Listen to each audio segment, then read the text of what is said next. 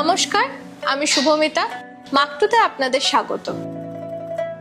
বর্তমানে মোমো চাইনিজ কম বাঙালি বেশি করে হয়ে গেছে, কিন্তু আপনারা জানেন কি মোমো সৃষ্টি কোথায়? মোমো শব্দটি আসলে প্রচলিত হয়েছে তিব্বতের মগমগ শব্দ থেকে, যার মানে আটার পিঠে।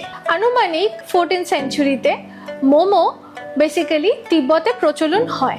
আমাদের যেরকম পিঠে পার্বণের উৎসব, ঠিক সেরকমই বিভিন্ন উৎসবের মাধ্যমে তিব্বতীরা মোমো তৈরি করা শুরু করে।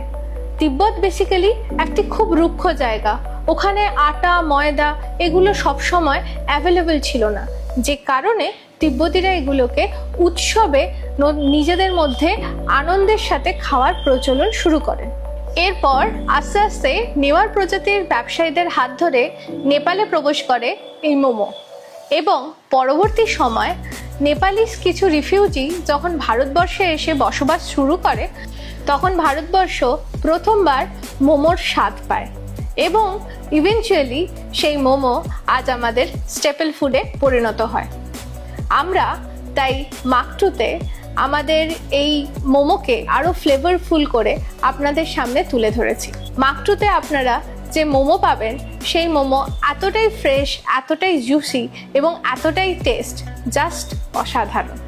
পারলে আজই তাড়াতাড়ি করে ঘুরে যান এবং আমাদের স্পেশাল মোমোগুলো চেখে দেখে যান।